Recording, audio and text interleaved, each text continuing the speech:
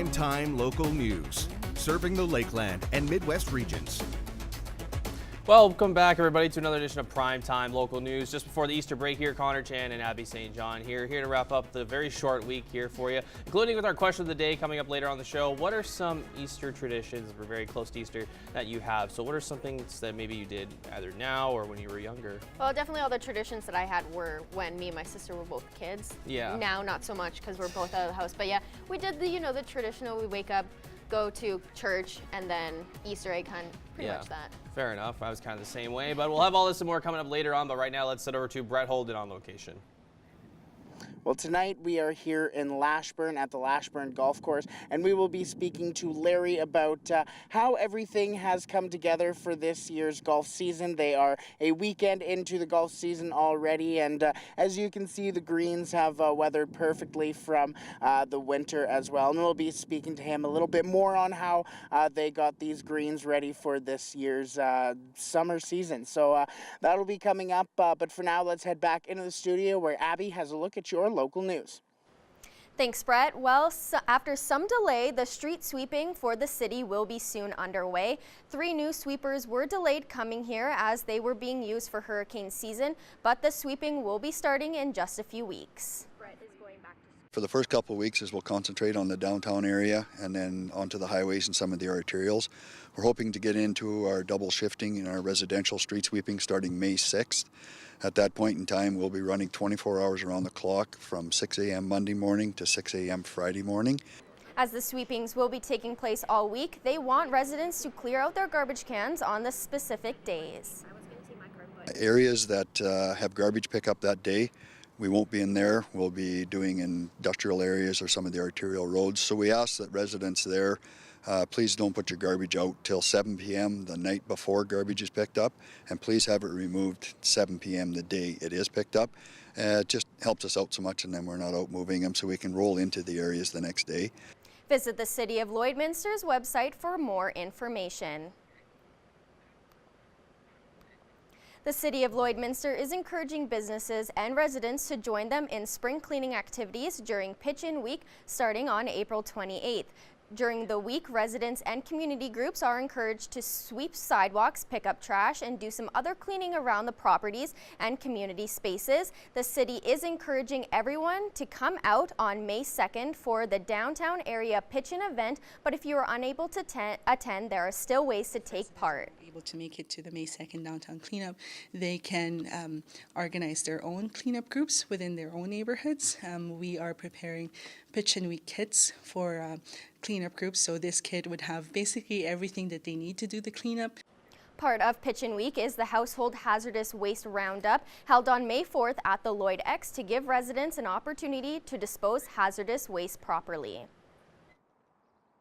Residents and basically our community would have the opportunity to properly dispose of household hazardous waste during this event, so they can bring paint, electronics, pesticides and fertilizers, those types of things at the roundup. For more information on Pitch-In Week or to reserve your own Pitch-In kit, head to lloydminster.ca/pitchinweek.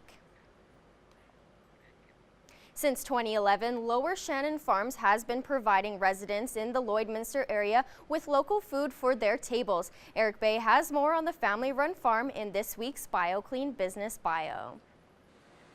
Originally a grain and cattle farm, Lower Shannon Farms was born after John Acton decided to grow everything on his family's dinner table.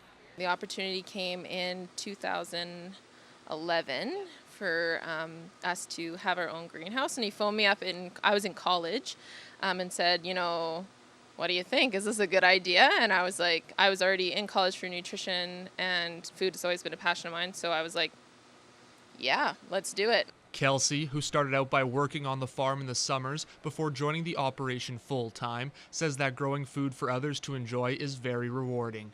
We've always been grain and animal farmers, so that was just natural to me. But the greenhouse perspective of it was just a whole new world. So it's come with its many challenges, but also extremely rewarding to see something from start to finish and to have people serve things at their table that you and the people who work here and your family grew for them. Lower Shannon Farms also created their own kitchen, which allows them to eliminate food waste. The kitchen is where they make their canned goods, and Lower Shannon Farms takes pride in the classic taste of their homemade jams and jellies.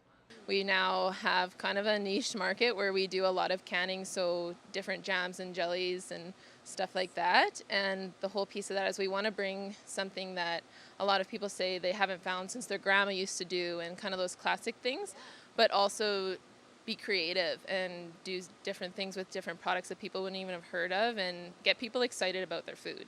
For more on what Lower Shannon Farms provides, you can check out their website at actonslowershannonfarms.com. And that's this week's BioClean Business Profile. Business Bio, brought to you by BioClean. Call the Bio Team, 1-833-246-8326. The Disaster Specialists. There are lots of activities planned for the Easter weekend here in Lloydminster. Connor Chan has the details in this week's edition of What's Happening.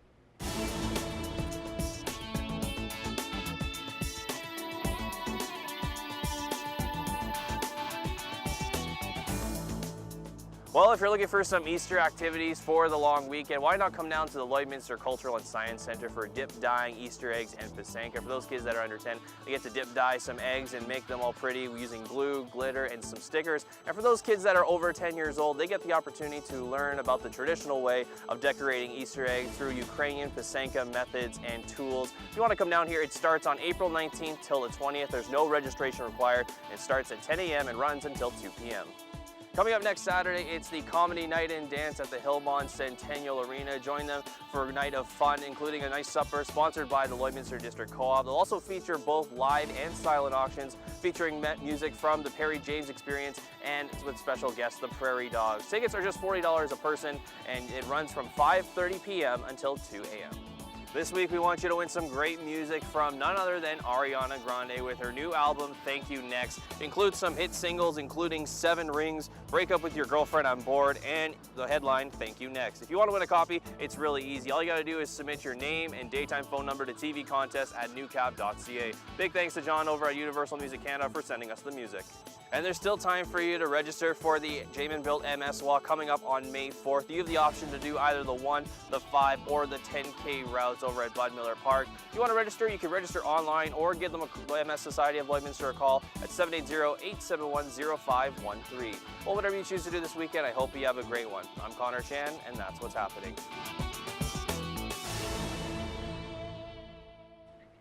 There are a dozen of new art projects in development in Edmonton right now, and as Global's Margot Marin explains, they're popping up in unexpected places. Perched atop the new Kathleen Andrews Transit Garage sits Edmonton's newest public art. Pretty much anywhere where there's a new civic project, new civic infrastructure going in, there's going to be an art contribution. There are 25 such works in progress right now, adding to the city's existing 266. The latest coming to a train stop near you. When I first heard about it, I was kind of worried about how I'd make my work that big. Haley Finney's paintings wrap the outsides and insides of 2 LRT cars. The farm-raised artist was inspired by a common theme in life, loss, as told by the dogs that came in and out of her life. It's just really nice to kind of activate somebody's mind to look around and try to come up with what's going on, especially when you walk into a train where you're unexpectedly walking into all this color and everything. The city allocates roughly 1% of capital project budgets to new public art. Because it brings some happiness and joy to your day. Things are everywhere to be excited about, but this is an extra. It's added in. It was a bonus, so we're happy to take advantage. But how can planners be sure the city's $18 million collection sparks widespread enjoyment? You know, we can't just count smiles or quizzical looks or frowns on the street. The newly adopted 10-year Arts and Heritage Plan will study the impact. In the meantime, the Edmonton Arts Council hopes you will look for and appreciate these public works of art. We may or may not know the impact right now, but I think even in 5 years, in 10 years, in 20 years, we're really going to see the fruits of that labor. Margot Marin, Global News. Now we're going to go to Brett Holden, who is on location today. Well, we are here at the first hole at the Lashburn Golf Course, and Larry Gursky joins us now, the general manager of the Lashburn Golf Course here. And obviously it was a very cold and treacherous kind of winter here, but these greens and just everything looks so wonderful. What was it like just getting everything ready for this year's season? Well, actually, it's been easier than most years, eh? We had a real good runoff with the snow. We thought we'd get a lot more water, but we had about 3 days of really running, and after that it settled down, and we realized, boy, we can be open on the 13th this year, so let's go for it. And so I got real good staff that were out pumping water when we had to, and we got the kitchen going, and here we are. And everything looks tremendous. And you're about a weekend into the season now. Yeah. How was the first weekend and heading into the second weekend now? How's everything been like so far? Well, what it's looking like our first weekend, which was last Saturday, the 13th, we probably had a record-breaking day, for opening day, and probably one of our better days that would be during even the summertime.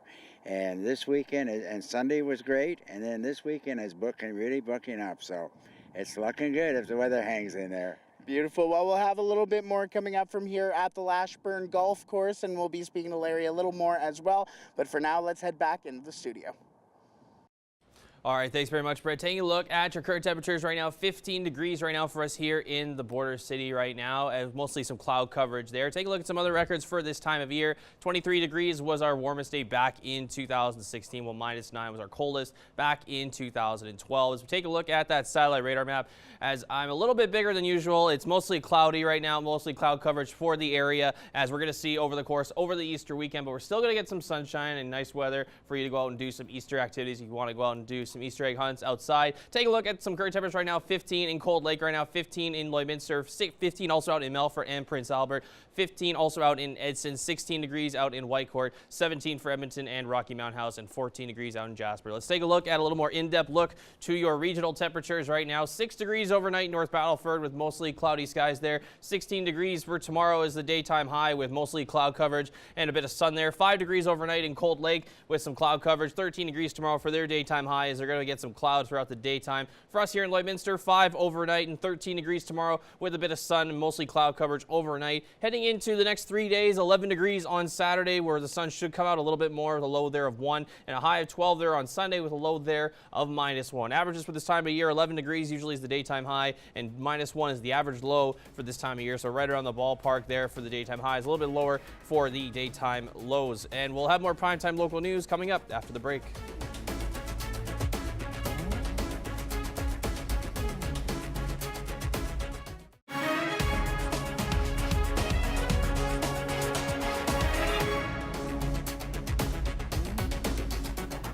Welcome back. Egg producers are exploring alternatives as the canola cash crop hangs in the balance. In this week's Egg Report, Gerard Lampow finds out how the battle with China is shaping up.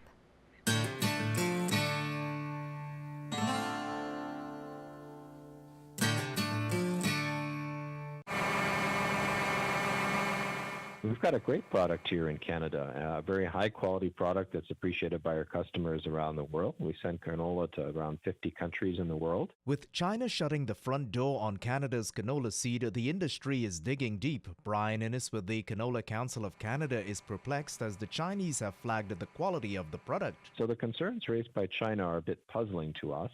We do have markets for our canola seed in other places, but China's been such a good customer that it is having a difficult impact on growers this year. China accounts for 40% of Canada's canola seed. Producers are still trying to move seed from last harvest and are weighing options for this year. 2 of our larger exporters have had their licenses to export canola seed to China revoked, which means they can't export.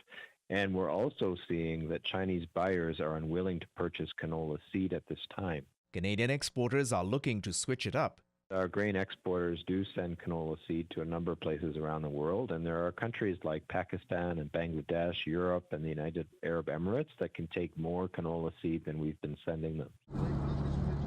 There are 14 canola processing plants across Canada, including the ADM facility in Lloydminster. Exports of oil and meal continue to flow to China. Officials are working to get a better understanding of the issues raised by China, even as a third company, which has not been named, is in the Chinese crosshairs for non-compliance. A proposed meeting with China remains stalled. We believe that we have an opportunity to appoint an ambassador from Canada to China to help the very dedicated diplomats we have in Beijing working on this already. We believe there's an opportunity to help support producers through this time of uncertainty. And we also believe that there's an opportunity to use all the levers at our disposal. Gerard Lampow, Primetime Local News.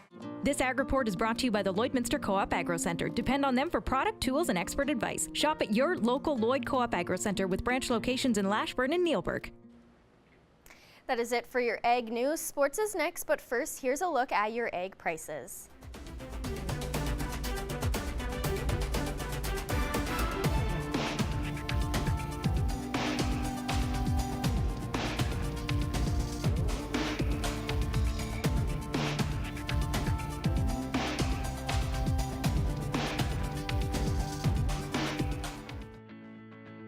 Every member of the City Centre Auto Body team has been through extensive training. We're constantly upgrading our team's education to reflect current collision repair technique.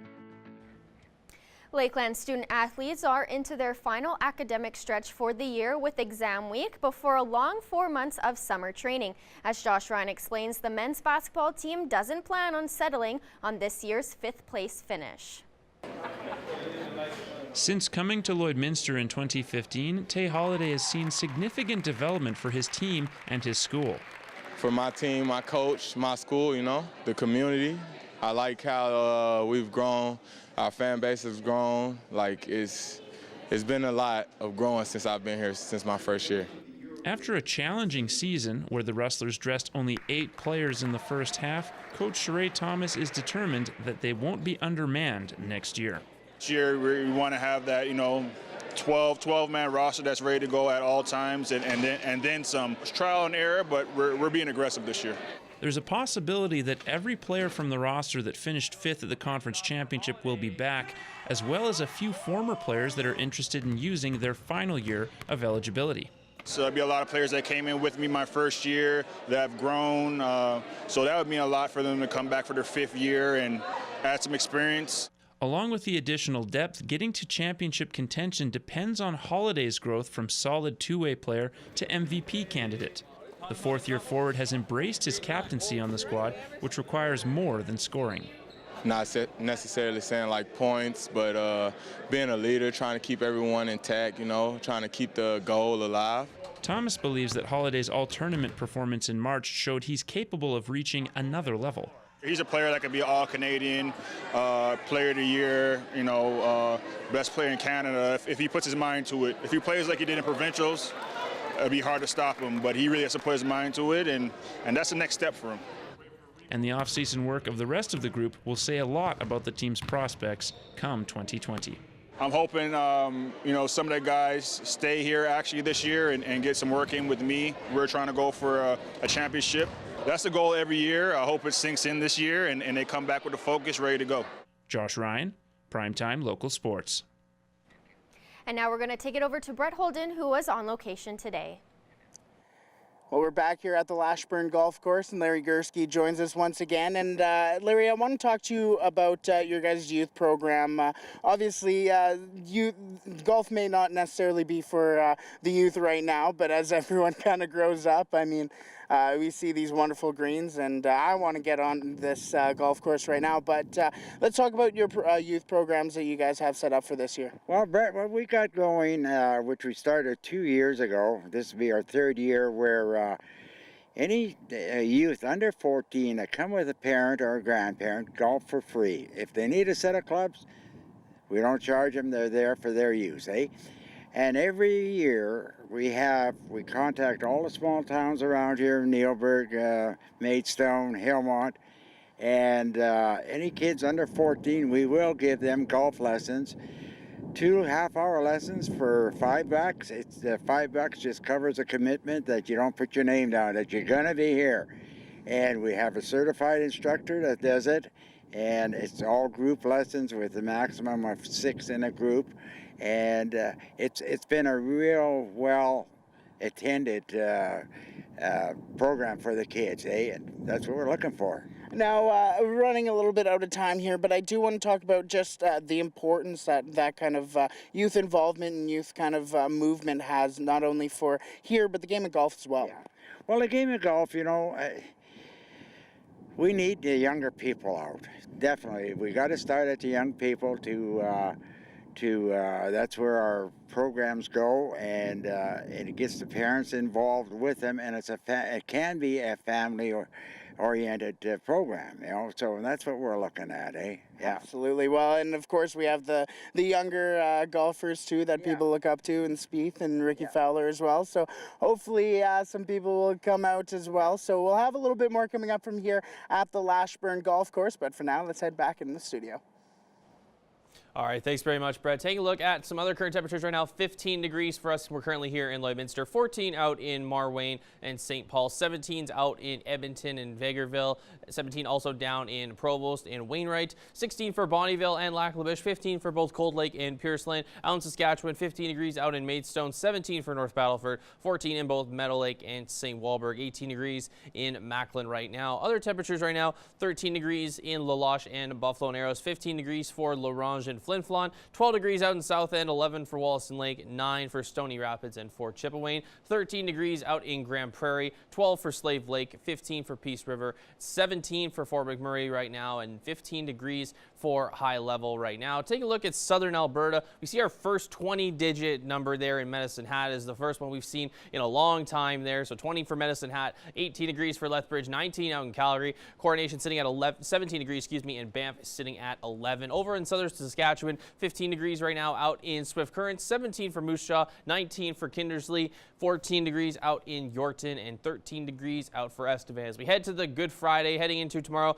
we should be seeing some nice temperatures and some nice warm weather continuing as we did experience today, as we were closer to that 16, 17 degree range there. So tomorrow, daytime high there, 13 degrees. Also 13s out in Bonnyville, Cold Lake, and Marwayne as well. 12 degrees out in Lac La Biche, St. Paul, and Vegreville. 11 degrees for Edmonton and Wainwright and Vermilion. 12 also out in Provost. 15 for Macklin. Switching back over to the Saskatchewan side here. 16 degrees tomorrow for North Battleford. 14 for Meadow Lake. 15 for Green Lake. 13 degrees for Isle La Crosse, and 15 also out in Macklin. Now let's take a look at your 7-day forecast here. Take a look. It's mostly going to be some cloud coverage that's going to be happening, and some decent winds that are still going to pick up. So 13 degrees tomorrow for the daytime high there, and a low of 5 when you wake up for tomorrow morning. 1 degree will be the low there on Saturday, with a daytime high of 11 degrees, where more sun will appear than some clouds there. Still with some winds close to 24 kilometers an hour. -1 will be the low on Sunday with some cloud coverage and some sun breaks there. 12 degrees for the daytime high. 17 on Monday. 20 degrees. We'll hit our first 20 bomb next week on Tuesday with a high of 20 degrees and a low of 6, where it's going to be mostly sunny there, and a low of 7 on Wednesday, where we'll hit 22 degrees for the daytime high. Same results in terms of sun cloud mix. 13 degrees will be the daytime high on Thursday as it cools down a bit. Still have some winds there reaching closer to 30 kilometers an hour. That's a look at your 7-day forecast. We'll have more primetime local news coming up after the break. We're back here at the Lashburn Golf Course, and Larry Gursky joins us once again. We are inside now, as we're talking about your guys' kitchen and the food that you guys have. This is busy as well as for food. So let's talk about your guys' kitchen here. Okay, what we have a full licensed kitchen facilities. It's really up to date. We have a licensed lounge. All alcohol or beverages you want to drink are here. We are open from 8 o'clock in the morning. During the weekends, we're open at 7 o'clock. We go until dark, and we do have facilities to handle group functions, barbecues, company functions, tournaments. So we have a full-fledged we can handle anything up to about 125 people. So we're capable of that. And it's a steak, supper, barbecue, burgers, whatever you want, eh? Well, you mentioned the diversity in food, and as before we started, we were talking to some people who had a special kind of poutine that you guys have here too. Oh, yeah. We have a meatball poutine, and it's awesome. And our special cook, Kara, designed it. Oh, wow. Yes. So it's an all team kind of run here? We work real close together. We don't have a major staff amount of people, but we all work pretty close. Yeah. Beautiful. Thank you so much for joining us today. All right. Thank you for having me. We'll have a little bit more coming up from here at the Lashburn Golf Course as the season has gotten started. So come on down if you enjoy swinging the golf club and heading down to the golf course. And as we see back here, busy little food court as well. So we'll have a little bit more coming up, but for now, let's head back into the studio.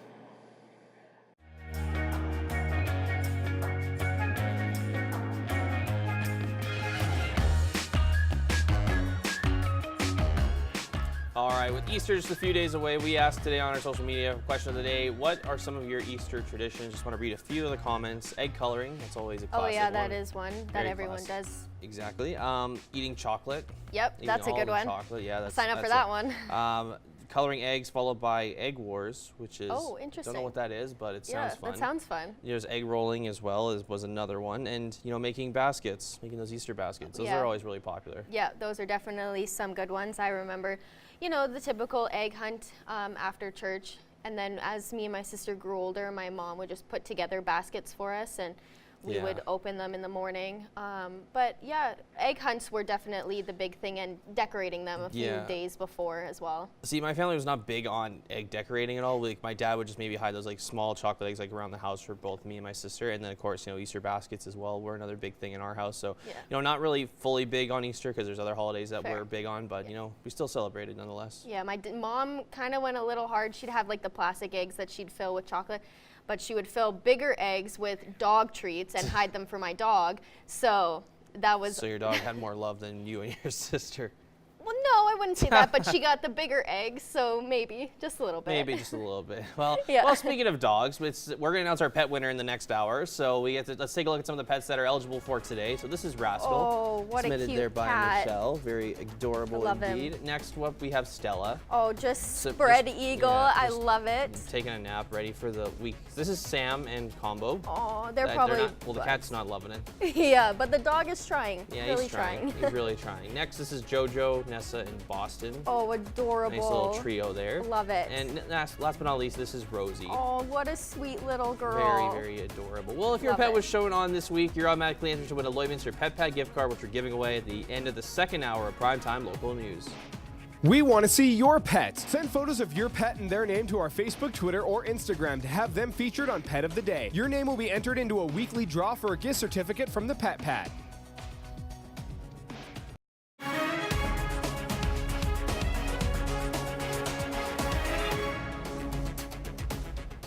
Andrea is back with us from Butter Me Up Cakes. Andrea, thank you so much for joining us. I see so much chat on social media about your cakes. Just absolutely amazing. Thank you so much. Yeah, it's kind of crazy. It's all just taken off. And tell me about, we talked a little bit last time about how the inspirations come for this. I look at the designs and they're just so incredible. Is this all like, any ideas from customers, or is it just kind of in your head? Yeah, I have like awesome customers, and most people are like, here's a color scheme, just run with it. So most of the ideas come from my head. A couple, I actually watched my daughter's cartoon with her the other day, and I'm like, oh, here's a cool idea for this. And so I kind of pull elements from everything, nature, TV shows, clothing.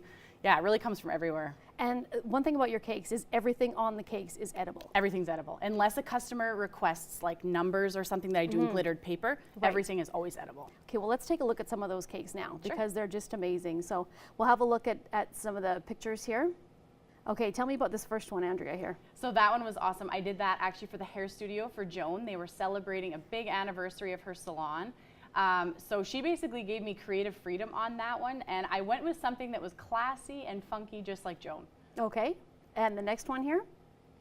So that one was for a couple that I know at our church, and he ordered it as a surprise for his wife. And same thing, I just got creative freedom to just play around.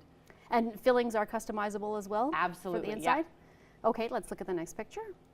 So So this one was really cool. This was just like a whimsical design I had in my head that I thought, in my perfect world, a flower would drip sprinkles. So that's what I created. Okay, let's have a look at the next photo. Oh, this is beautiful. Yeah, so this one was kind of a modern, I started working actually with Sweeta Polita, which is a really big sprinkle company. And I wanted to make something that was different than what they'd seen before, but still utilized a lot of their sprinkles. So I went with more of a contemporary feel. Okay, and the next picture? Yeah, and this one was just a beautiful cake. I mean, for a first birthday, she just wanted something soft and sweet, but still like really pastel in the colors. And how long would something like that take you to make, Andrea? That one took me a while because all those little beads around the hearts were placed by hand. Yeah. So that probably took close to 3.5 hours in total. Okay, let's have a look at the next one. So, Easter? Yeah, that was a really fun one. I actually collaborated with Bulk Barn. They reached out to me and asked me to create 2 Easter cakes for them. So this is one of the ones that I made, and everything on there was purchased at Bulk Barn. Well, and now we're going to have a look at a video here because these cakes are a large size. Yes. But how to cut these cakes properly because, as you said, you can take like a really big piece and probably more than anyone would eat. So just can you describe the best way to cut these cakes? You betcha. So you can see in this picture, you're going to slice it all the way across. You're not going to cut wedges. And then you're going to want to lay it down on a cutting board and slice it up into individual slices. And now those pieces in that video are actually quite large.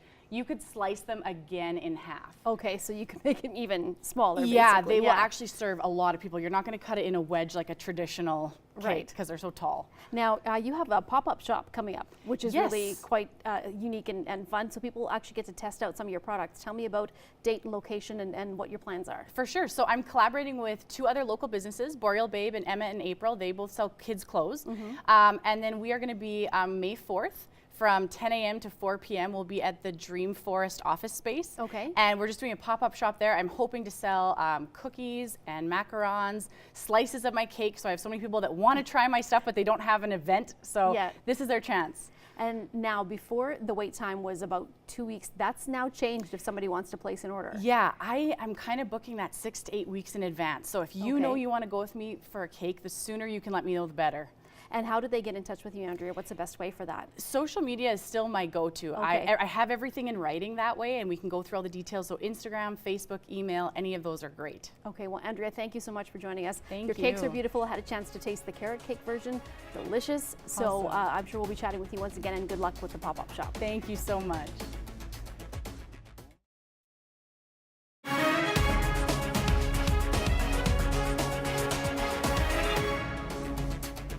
I am joined with Heather Reed from Empower You, and we're talking about, because it's springtime and it's probably a really busy time for you as everybody wants that beach bod. How do I get it? How do I do that? So I want to kind of ask you what your tips are about that, because I know everyone kind of panics and how do I eat healthy and lose that weight really fast and all that kind of stuff. So we want to do something that's sustainable, that's something that you're not just going to try for a couple days or a couple weeks and then fall off of. I'm always a big believer of doing something that you would feed your children or propose to do to your children. That if it's a shake or a diet that you're cutting tons of things out or leaving things behind, typically not one that I would recommend. So there's a program, an online program that I'm have had the honor of being a part of and developing. It's made by mental health therapists, registered dietitians, and kinesiologists. Cool. So it's a 3-pillared program. So we look at the main components of health, and we know that's mental wellness, nutrition, and activity. So this program takes all of those into those 3 main pieces into effect, and it's based on that. So we look at doing daily reflections because we know that stress, sleep, and your energy play into effect of how you're eating and what your day-to-day activity levels are like. So if you're not feeling good, if your energy's low, we typically tend to go to those high carbohydrate foods to try to get more energy. So we look for those trends in those day-to-day things. When we go on a diet where we cut away those carbs, our body wants those then. Right, yes. So this isn't a diet per se where you cut away the foods that your body naturally needs. It's just an overall healthy eating cycle. Interesting. With that program, I just want to quickly ask: is it when someone goes on to be a part of the program? Does it look at personalize what their day-to-day things? Because everybody's different, right? So it just kind of does it kind of take into effect and change as you go through this program? Definitely. Yeah. So you work one-on-one with myself, and what's great is it customizes a meal plan for you, but then it makes you a grocery list. And what's great about the grocery list is it takes into account of how many people are also in your household. Very so cool. let's say that there's 4 of you in your household, it will customize that grocery list for the 4 of you in your household. Oh, that's so cool. Because I find lots of people, they want to go on this diet, but then they think, well, I have to feed my kids still, and they're not going to eat what I'm eating, and then you're grocery shopping for like 4 different people at one time. Yeah, so it takes that into account as well, Very but cool. it's still customized for those portions for yourself. And then there's that fitness component, because lots of times you're so focused on, okay, nutrition, I have to eat right, what am I doing, that we miss that nutrition fitness linked together. Right. So there are workouts that are done by kinesiologists, trained professionals. We also have a yoga part to it, a stretching part, and it's an entire package. Yeah. And what is this called if people want to get involved and get online and try this out? Yeah, so it's my Viva plan. Okay. So they can go online and look it up or contact myself, and I'd be happy to walk them through the steps, and it's at a really affordable price. So we made it so that people can access it. Right. And how long is the program run? Is it something that is just like a couple months and then it's done, or is it a continued on program that you can use forever, or how does it kind of So we do lay it out? year by year. Okay. So it's, you start it, you run it for a year, and that's the typical time frame. It takes, we know that change takes a good couple months. Yes. So we do it for that year basis. Awesome. Well, thank you so much for coming in and telling us about this program. If you are interested in this program, definitely contact Heather Reed, Empower You. And it's a cool way to get involved and kind of just stay on track. Yeah, definitely. Yeah, perfect. Thanks for coming in, Heather. No problem. Appreciate it.